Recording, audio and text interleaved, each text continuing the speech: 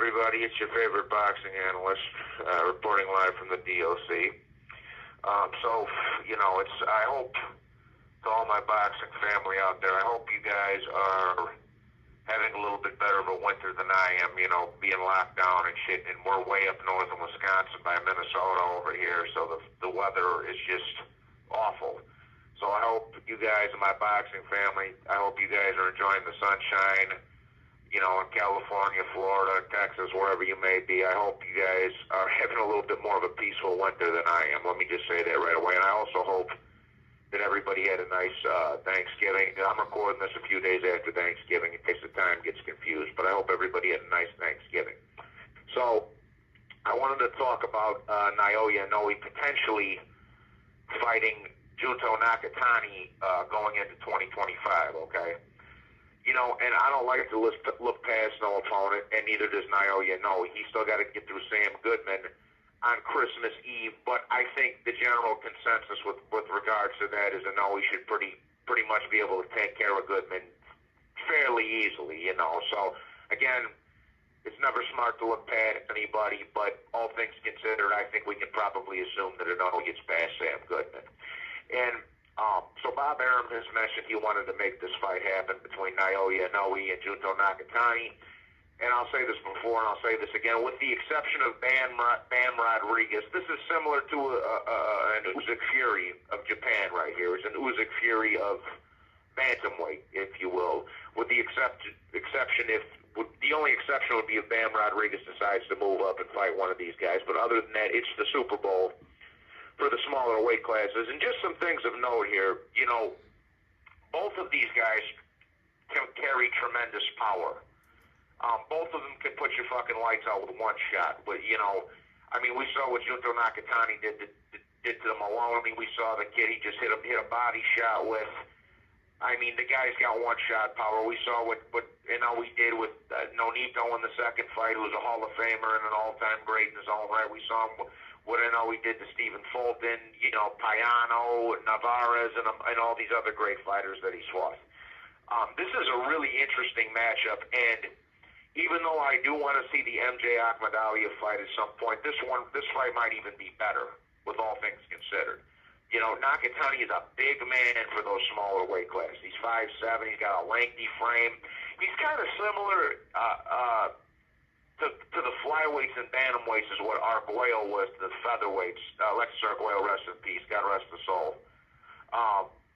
What Arguello was to the featherweights and super featherweights to the lightweights. He's got that tall, lengthy frame, and he can hit you from around the block. You know what I mean? He's got the lefty. He's a left-handed. He's a very good body puncher. His last fight, he just took the guy out with a beautiful body shot. One thing Inoue's got going for him, though, in this fight is that Inoue does have a lot more experience at the elite level. Nakatani's fought a couple of good people, Maloney, etc., so forth, but Inoue's, he's been in there with Tapalis and Fulton and Omar Narvaez, as I just mentioned. He's been in there with the other Maloney. He was in there with Manny Rodriguez. Both Maloney and Manny Rodriguez won to go on and win another title after Inoue fought them. And then he fought Nonito twice. And I always say this,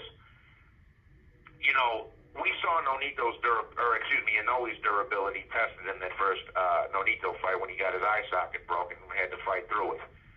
He's a tough motherfucker, Naoya Inoue. You can hurt him, but he's going to get up and he's going to keep fighting. Them Japanese, and just the Asians in general, the Asian fighters in general are just, it's victory or death for them. We all know this, both Nakatani and Inoue are fucking samurais. They're modern-day version samurais, so God bless the two of them. The one thing I will say is I do think Inoue has a little bit better of a jab, but this is an extremely interesting fight, and Inoue does have a little bit more experience at that elite level, like I just mentioned. It's an extremely interesting fight, and for my money, I want to see if this fight, if we're not going to get an MJ Akhmadaliev fight. I'd like to see any of those three get matched up, but if we're not going to see an Akhmadaliev fight, then we need to see this one here. But with that being said, even if the MJ fight does get bypassed with this fight, I would still like to see him in the mix at some point. So this is also a big money maker for Bob Arum at Top Rank in Japan. It's going to make him a lot of fucking money over there. like I said, it's almost like an Usyk Fury it's almost like the Usyk Fury of Japan right there, of the small weight classes. So, you know, and you know, just to mention it again, don't look past Sam Goodman, but Nakatani is already knocking on the door of being a top 10 pound for pounder. And Inoue, we already know, is one of the 2 or 3 best fighters in the world, probably number 1 or 2 best fighters in the world. You know, it's an amazing fight. And I think it's going to happen. I think, Bob, there's too much money for Arum and Top Rank to turn down. It's one of the 2 or 3 best pound for pound fighters in the world versus a guy that's on the borderline top 10 pound for pound. You know, this is a fucking fantastic fight, man. And I do hope that once Inoue gets past Goodman, which the general consensus is that he will, that we do see this fight in the spring. And I think we will, spring or summertime. And I think we will. I think there's, there's some T's that got to be crossed and some I's that got to be dotted, but I do think, in 2025, you are going to get this fight, man. And I think, like I say, even though I'm locked up right now and even though I'm not present right now, I'm there in spirit, and if it's good for boxing, it's good for me, it's good for you, it's good for everybody, bro. So even for when I do get home, in a year and a half, 2 years here, it's the type of fights that boxing needs. And another thing, it's the type of fight that boxing needs. Just like we needed a Bivol Beterbiev rematch, just like we needed Usyk Fury and all this other shit.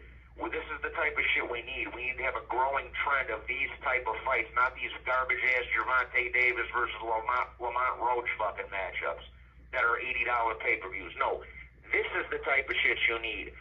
An established pound-for-pound future Hall of Famer versus a potential pound-for-pound and future Hall of Famer, Nakatani. This is great stuff.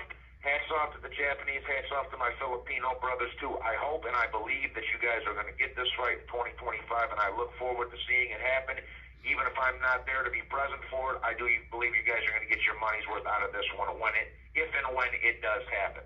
Big shout-out to the Japan, the Japanese fighters, the Japanese people, and big shout-out to Naoya Inoue and Junto Nakatani. Let's get this motherfucker cracking come spring, summertime, 2025. God bless everybody.